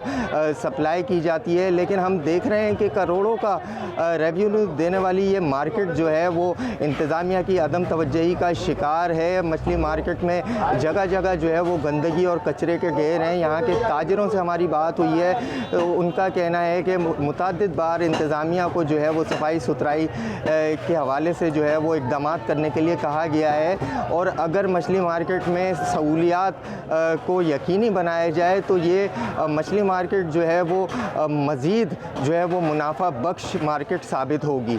जी ठीक है, बहुत शुक्रिया सज्जाद पाशा, आप हमें जो है मछली मार्केट की सैर भी उन्होंने कराई है। अच्छा हमज़ा, उसको देख के मछलियों को, हालांकि कच्ची मछलियों की लोग कहते हैं स्मेल होती है, लेकिन मुझे उनको देख के मुँह में पानी आ रहा था, इसलिए क्योंकि मेरे आंखों के सामने ग्रिल आ रही थी फिश तो एक स्टेप आगे चल रही थी, हाँ, मैं 2-3 स्टेप आगे चल रही थी तो मैं ग्रिल फिश की मेरे माइंड में इस टाइम चल रहा था, तो मुँह में भी पानी आ रहा था। लेकिन दरिया से मतलब कि कुदरती तौर पर ग्रिल्ड मछली क्यों नहीं? बिल्कुल ऐसे ही है, लेकिन ऐसा हो नहीं सकता है, हमें करनी पड़ी, मेहनत खुद करनी पड़ती है। अच्छा अब वीकेंड भी है तो लोगों को मेरा ख्याल है कि एक मिल गया वीकेंड पे हम क्या कर सकते हैं खाने पीने में, तो मेरा ख्याल है ये अच्छी ऑप्शन है। पॉइंट्स पे रश लगना शुरू हो गया। बिल्कुल, और फिर मछली घर में लेके आएँ, घर में बनाएं और घर में खाएं, बेहतरीन सा मसाला लगवाएं उस खाला से जिस खाला को सबसे अच्छा मसाला लगाना आता है। ये भी बात सही है, खैर ऐसे ही हो रहा था। हम अब आगे बढ़ेंगे, कुछ बात करेंगे वज़ारत तिजारत के मरतकब करदा जो अदाद-ओ-शुमार है उनकी भी। पाकिस्तान के 8 शोबों बशमूल वैल्यू एडिड टेक्सटाइल की बरामदात में रवा माली साल के 4 महीनों में 1 साल पहले की इसी मुद्दत के मुकाबले में 28.67% इजाफा देखा गया। हमजा हाँ जी, और दूसरी तरफ वज़ारत ख़ज़ाना का कहना है कि 3 साल में पाकिस्तान के कर्ज़ों में 16,000 अरब का इजाफा हुआ है, जिसके बाद मुल्क का कुल कर्ज़ 41,000 अरब तक पहुँच गया है। और इसके साथ साथ इंटरबैंक में डॉलर का भाव कल भी ₹1.54 बढ़ा और गुज़श्ता रोज़ इंटरबैंक में कारोबार के अख्ताम पर एक अमरीकी डॉलर का जो भाव था, जो कदर थी, वो ₹175.73 तक। अच्छा, रवा हफ्ते इंटरबैंक में डॉलर की कदर ₹5.72 बढ़ी, जबकि रवा माली साल 1 जुलाई से 12 नवंबर तक डॉलर इंटरबैंक में ₹18.19 महंगा हुआ है। ये सारी सूरत हाल है, इस पर हम बात करेंगे। माहिर मौशर डॉक्टर सलमान शाह साहब हमारे साथ। अस्सलाम वालेकुम, गुड मॉर्निंग डॉक्टर सलमान। ये बताइएगा कि पाकिस्तान के 8 शोबों बशमूल वैल्यू एडेड टेक्सटाइल की बरामदात में रवा माली साल के 4 महीनों में एक साल पहले की इसी मुद्दत के मुकाबले में 28.67% इजाफा देखा गया। जो दादोशुमार आपके सामने रखे हैं, कितने हौसला अफजा हैं? देखें, जब भी आपकी एक एक्सचेंज रेट की जब आप एडजस्टमेंट्स करते हैं, और जिस तरह से पाकिस्तान में एक मार्केट बेस्ड एक्सचेंज रेट पे गए हैं, तो उसके इम्पैक्ट्स जो हैं डिफरेंट एरियाज़ में डिफरेंट टाइम फ्रेम में पड़ते हैं। अब एक्सपोर्ट्स में हमें ये अब रुपए की वैल्यू गिरने से एक्सपोर्ट्स में कम्पिटिटिवनेस डेफिनेटली आई है, लेकिन क्योंकि एक्सपोर्ट्स में आप एक किस्म की अपनी कैपेसिटी पे थे, तो आपको अपनी कैपेसिटी को बढ़ाना पड़ा। जब आप कैपेसिटी बढ़ाते हैं तो उसमें थोड़ा सा वक्त लगता है।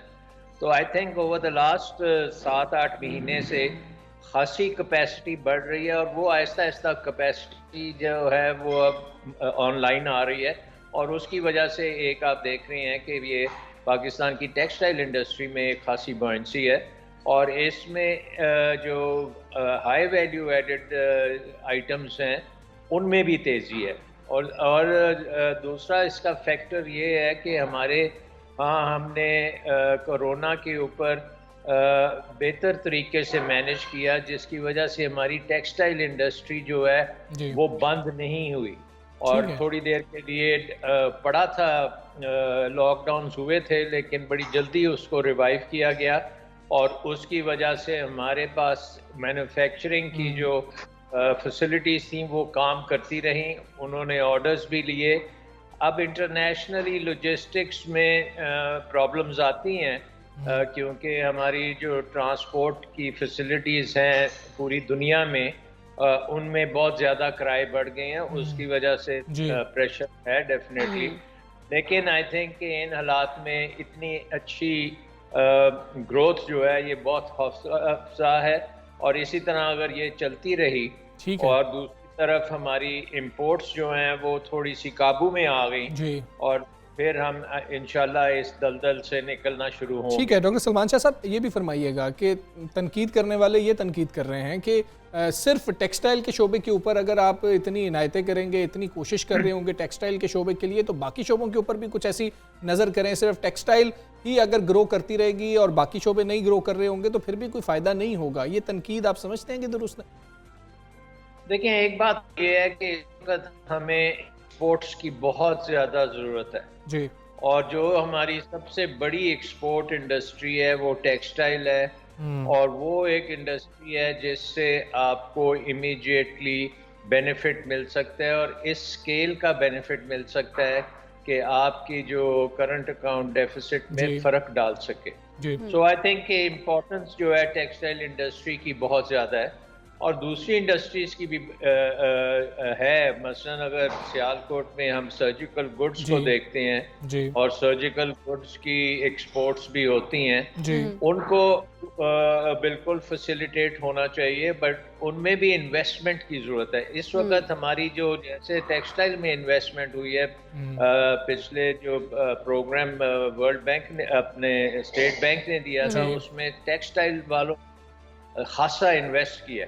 बाकी जो लोग हैं, बाकी इंडस्ट्री ने उस तरह से इन्वेस्ट अभी नहीं किया, वहाँ भी हमें इन्वेस्टमेंट की ज़रूरत है।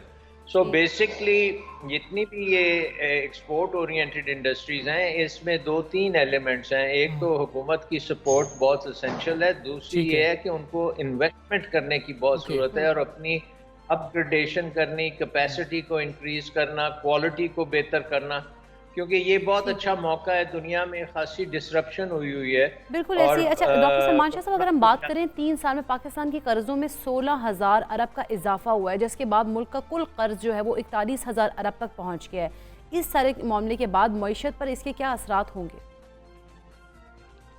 देखें, ये अगर आप देखें IMF के प्रोग्राम में भी जो प्रोजेक्शन की जाती हैं, अनफॉर्चुनेटली क्योंकि हमारा बैरून मुल्क कर्जे इतने ज़्यादा बढ़ चुके हैं और ये एक कानून हमने बनाया था कि ये हमारी GDP के हजूम से 60% पे ओवरऑल कर्जे होंगे और इसके अलावा जो फ़ौरन कर्जे हैं उनके ऊपर भी बंदिश की गई थी कि फ़ौरन कर्जे भी आप नहीं इतने ज़्यादा ले सकते। अनफॉर्चुनेटली हमने उस कानून की खिलाफ वर्जी की और हमारा जो कर्ज़ों का हजूम है वो तकरीबन 90% के पास पहुंचा हुआ है और हमारे बैरून मुल्क के कर्जे आप देख रहे हैं कि पिछले 1 साल से तकरीबन 100 अरब डॉलर के करीब हैं।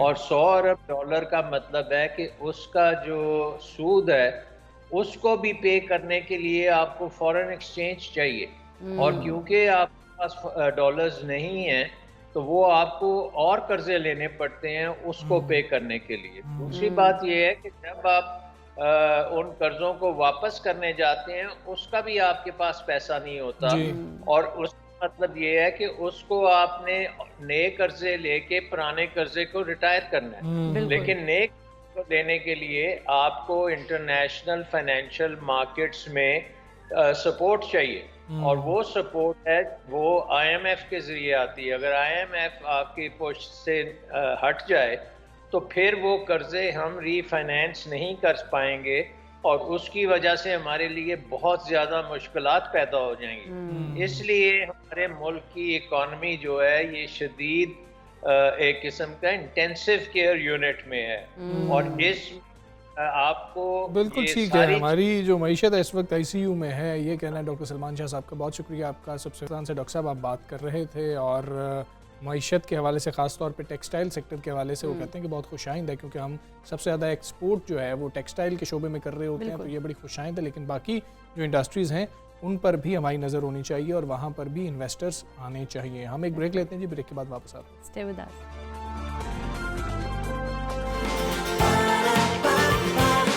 सुबह सवेरे पाकिस्तान, सुबह सवेरे पाकिस्तान।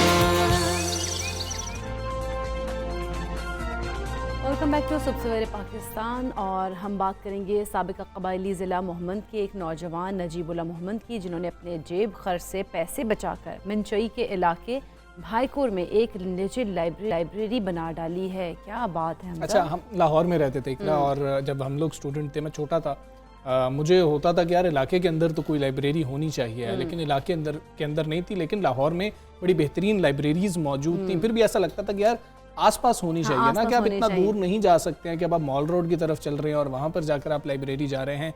लेकिन आप देखें कि जब आपके ज़िले में ही लाइब्रेरी मौजूद ना हो तो फिर कितनी मुश्किलात होती हैं। बिल्कुल। और लेकिन उन्होंने बड़ा अच्छा काम किया कि ज़िले के अंदर उन्हें बनाए ताकि वहाँ के जितने भी स्टूडेंट्स हैं, जो भी लोग हैं जो कि पढ़ना चाहते हैं, तो फिर वो वहाँ जाके पढ़ भी सकते हैं। अच्छा, नेशनल डिफेंस यूनिवर्सिटी इस्लामाबाद से पीस एंड कन्फ्लिक्ट स्टडी में MPhil करने वाले नजीबुल्ला को अपने पसमानदा इलाके में लाइब्रेरी बनाने का ख्याल उस वक्त आया था जब निसाबी किताबें ख़रीदने के लिए उन्हें पेशावर जाना पड़ा और वो कुछ किताबें पैसों की कमी की वजह से ख़रीद भी नहीं सके थे। तो फिर उन्हें ये ख्याल आया कि दूसरे भी ऐसे फेस कर सकते इस तरह की मुश्किल को, तो क्यों ना मैं उन लोगों के लिए बनाऊं। फिर उन्होंने ये लाइब्रेरी जो है वो बनाई। मशाल लाइब्रेरी ख़वातीन के लिए भी दूर दराज गाँव में मोबाइल सर्विस भी मुहैया करती है और ये बड़ा ही खैर का काम है।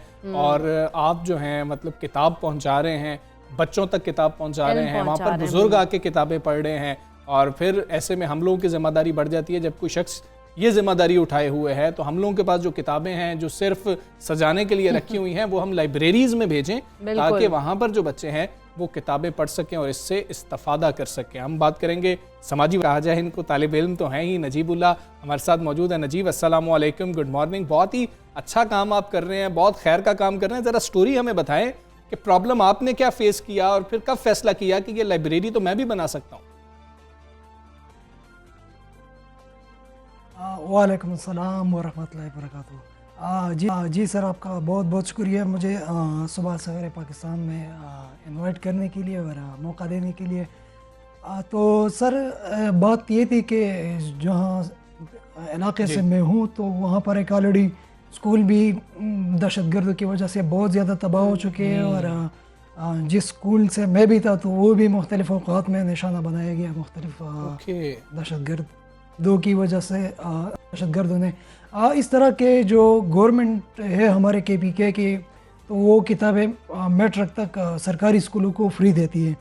तो वो तो वैसे भी हमें मिल जाती थी, लेकिन जब कॉलेज की तरफ आ जाना है तो स्पेशली गवर्नमेंट स्कूलों के वहाँ के अक्सरियत गवर्नमेंट स्कूल में तो वही जाते हैं जिनके पास फ़ीस वगैरह और इस तरह के वो नहीं होते, प्राइवेट स्कूल के वो खर्चे वगैरह। तो ये था कि अब FSC के लिए मुझे कुछ किताबें अपनी करिकुलम की थी, नोट्स वगैरह पेशावर से लेनी पड़ती। लेने के लिए गया तो वहाँ पर बुक शॉप जो है उसमें कुछ जनरल किताबें हिस्ट्री से रिलेटेड थी, उर्दू में थी, लेकिन वो मुझे पसंद आ गई। लेकिन अनफॉर्चुनेटली उस टाइम मैं ख़रीद नहीं सका उन किताबों को। तो ये था कि फिर भाई जो है मेरे वो भी पढ़े लिखे हैं, अपने मास्टर वगैरह कर चुके हैं। तो ये था कि किताबें थी उनकी मुख्तलिफ जर्नलिज़म से रिलेटेड थी या IR LLB के, और जनरल भी कुछ डिक्शनरीज वगैरह उन किताबें थी।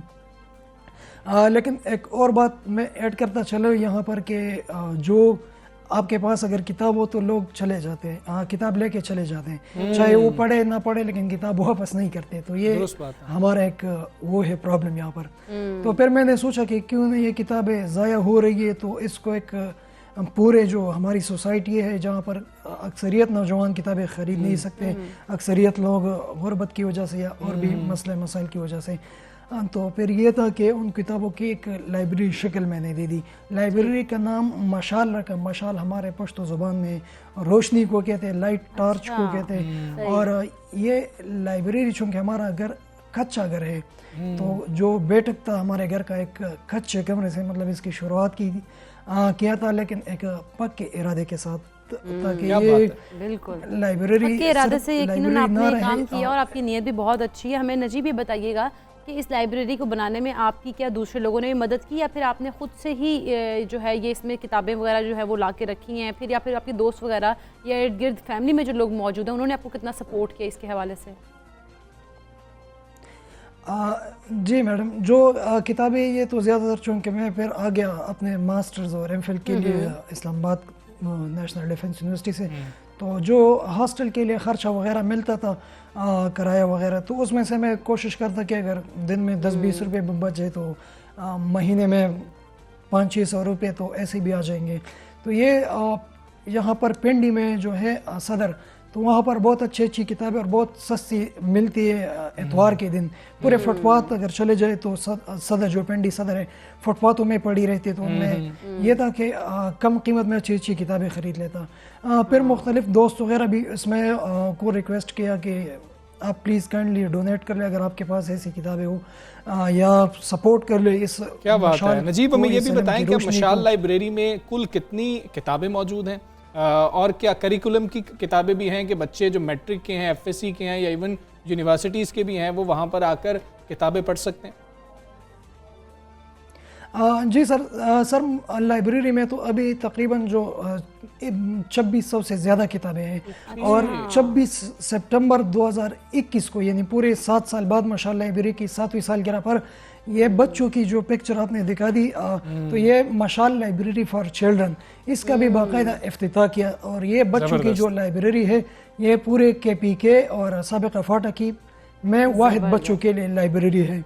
जी, तो इसमें जो किताबें उसमें मुख्तलिफ करिकुलम की किताबें भी है जो हायर स्टडीज़ के लिए यानी कम्पिटिटिव एग्ज़ाम्स के लिए है, या मेडिकल साइंसेस है, वकालत के शुबे में, और दूसरे IR जो इंटरनेशनल पॉलिटिक्स की तरफ जो स्टूडेंट पढ़ाई कर रहे हैं तो उनके लिए भी है, लिटरेचर की है। ठीक है, ये तो अब बच्चों के लिए बड़ी अच्छा आपने उनके लिए भी आसानी कर दी। लेकिन नजीब हमें ये बताइएगा कि आपके फ्यूचर प्लान्स क्या हैं, इसको मजीद कितना आप चाहते हैं कि इसको एक्सटेंड भी करना है, आप क्या लोगों को मैसेज देना चाहेंगे? जिस तरह से आपने पहले भी कहा कि जो लोग किताब लेके जाते हैं फिर वो वापस नहीं करते हैं, इस हवाले से भी क्या कहेंगे?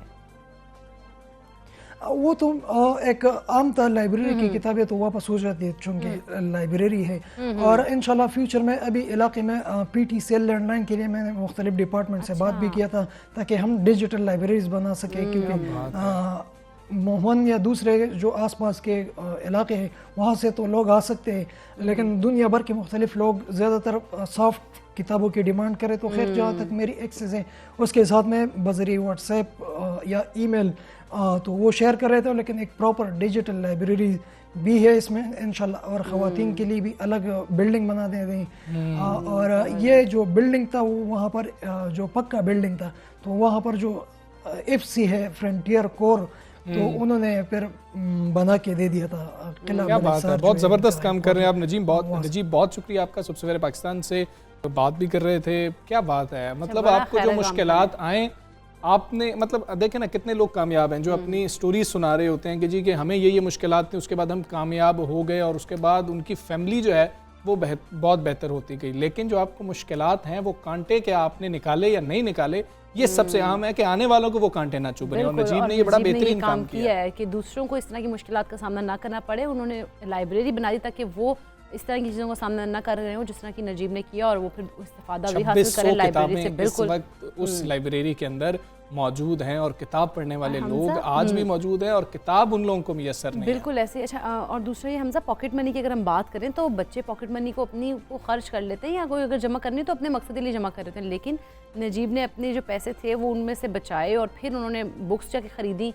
ये बहुत अच्छी बात है और बड़ा ज़बरदस्त काम है, ऐसा करना भी चाहिए। बिल्कुल, इनको सराहना चाहिए। और आप लोग अगर डोनेट कर सकते हैं तो किताबें ज़रूर डोनेट कीजिए लाइब्रेरीज़ के अंदर। और हम कितना मतलब कि राशन मतलब कि रद्दी की टोकरी में फेंक देते हैं और फिर उसके चंद पैसे हमें मिलते हैं, तो बेहतर है कि किताबें लाइब्रेरियों को दिया करें। आप ये अतिया करें, आने वाली नस्लें भी वो किताबें पढ़ेंगी।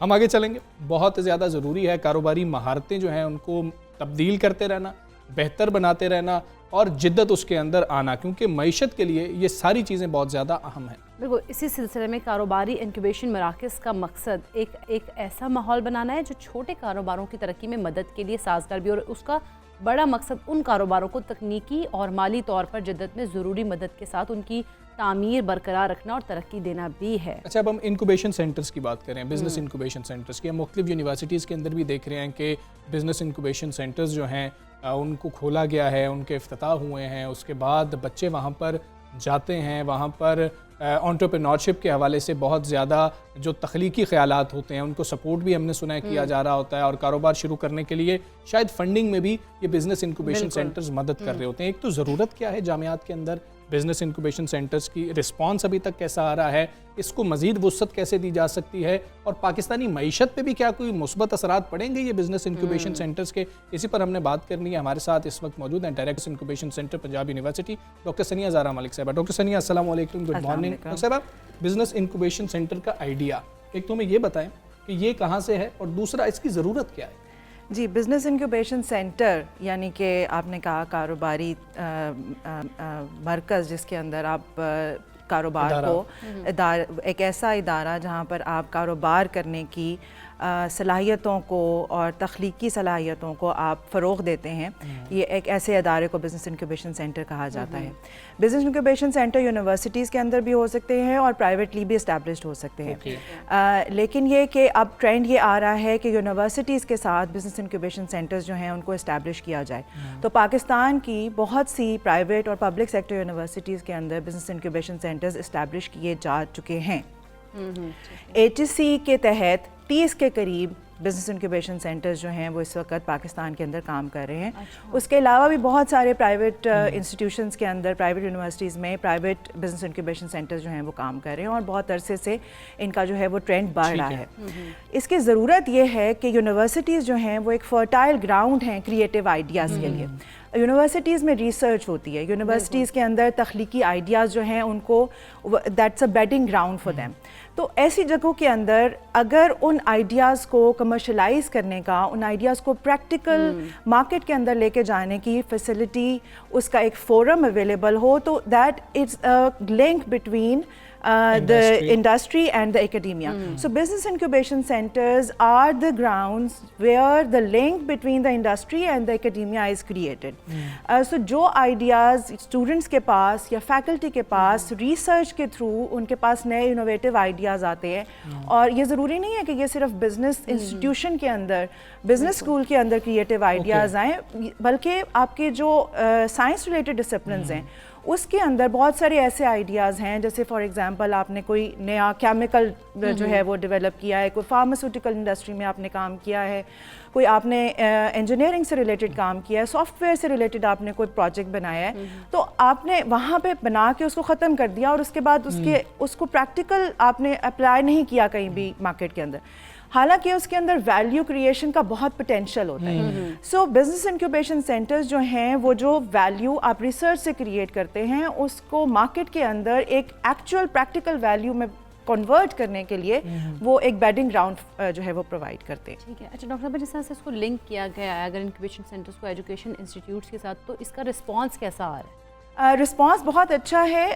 हमारा जो बिजनेस इंक्यूबेशन सेंटर है that is establish in 2021 and we have got an amazing response from the community. हमारे पास बहुत सारे ग्रेजुएट्स और हमारे पास बहुत सारे अलुमनाई जो हैं वो आ रहे हैं जो कि बहुत अरसा पहले से ग्रेजुएट करके जा चुके हैं और वो इंडस्ट्री में काम कर रहे थे, लेकिन जब उन्होंने सुना कि वो अपना कारोबार इस्टेब्लिश कर सकते हैं और उनको ऐसी फैसिलिटीज़ प्रोवाइड की जाएंगी जिसमें उनको इंडस्ट्री से लिंक किया जाएगा, जिसमें उनको मार्केट रिसर्च करने की जो एबिलिटी है उसमें उनको हेल्प की जाएगी, उनको उनके फाइनेंशियल प्लान्स में बनाने की हेल्प की जाएगी, तो वो बहुत सारे ऐसे लोग हैं जो कि who want to quit working and actually establish their own business and this is actually the need of the economy कि आप अपने कारोबार करके तो आप you become an employment provider rather than an employment seeker. So आप job जो हैं वो क्रिएट करें रादर देन आप जॉब सीक करें। सो ये एक माइंडसेट भी चेंज करने की ज़रूरत है और बिजनेस इंक्यूबेशन सेंटर्स की इस्टेब्लिशमेंट से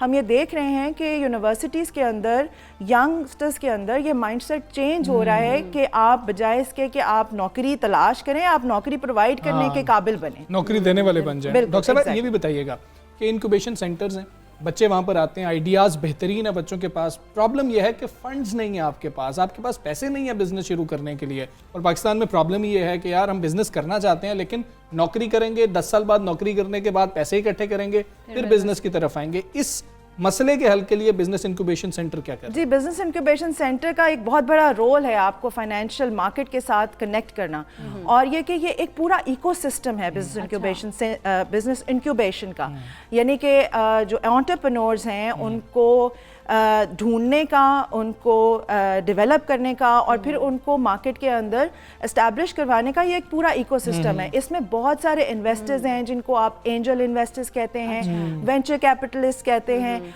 और बिजनेस इंक्यूबेशन सेंटर्स वो जगह है जहाँ पे ये लोग भी आते हैं और जो एंटरप्रेन्योर्स हैं वो अपने आइडियाज़ लेकर आते हैं। सो बिजनेस इंक्यूबेशन सेंटर्स इनको कनेक्ट करते हैं आपस में। सो पिचिंग कॉम्पिटिशन्स होते हैं, स्टार्टअप कॉम्पिटिशन्स होते हैं जिसमें इन लोगों को इन्वाइट किया जाता है, इन्वेस्टर्स को इन्वाइट किया जाता है और फिर वो देखते हैं कि कौन से पोटेंशियल आइडियाज़ हैं और फिर वहाँ से वो सिलेक्ट कर लेते हैं और जब वो सिलेक्ट करते हैं और फिर वो कहते हैं कि जो कि आइडिया उनको पोटेंशली जो है वाइबल लगता है उसके अंदर वो इन्वेस्टमेंट करते हैं। और यही बिजनेस इंक्यूबेशन सेंटर्स का काम है कि वो एक कनेक्शन क्रिएट करे between students, faculty and the investors, trainers and mentors. अच्छा, बिल्कुल डॉक्टर साहब, हमें बताइएगा इसका फ्यूचर क्या देखती हैं और मैशियत पर अगर हम देखें, मैशियत की बात करें तो ये मैशियत के लिए कितना साजगार जो है वो होगा साबित या कितना फ़ायदेमंद होगा? बहुत ज़रूरत है इकॉनमी को इसकी। पाकिस्तान की जो इकॉनमी है 40% of the GDP is contributed from small and medium enterprises, ये इससे ज़्यादा होना चाहिए।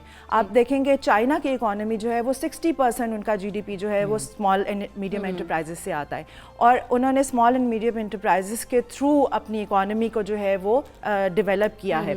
सो बहुत ज़रूरत है आपकी स्मॉल एंड मीडियम एंटरप्राइजेज़ को डेवलप करने की और ये इसके अंदर बहुत काम हो रहा है और गवर्नमेंट की तरफ से भी इसके इस अपॉर्चुनिटी को एनहांस करने के ऊपर बहुत काम हो रहा है। जैसे फॉर एग्जांपल कामयाब जवान प्रोग्राम है जो कि इसको डेवलप करने में और इसमें लोगों को मदद करने में बहुत साजगार है। और इसके अलावा ATC की तरफ से भी और एजुकेशनल इंस्टीट्यूशंस भी इसके ऊपर बहुत काम कर रहे हैं और ये आज के दौर की बहुत ज़रूरत है। सो इकॉनमी का इसके अंदर पाकिस्तान के इकॉनमी को इससे बहुत जो है वो फ़ायदा होगा।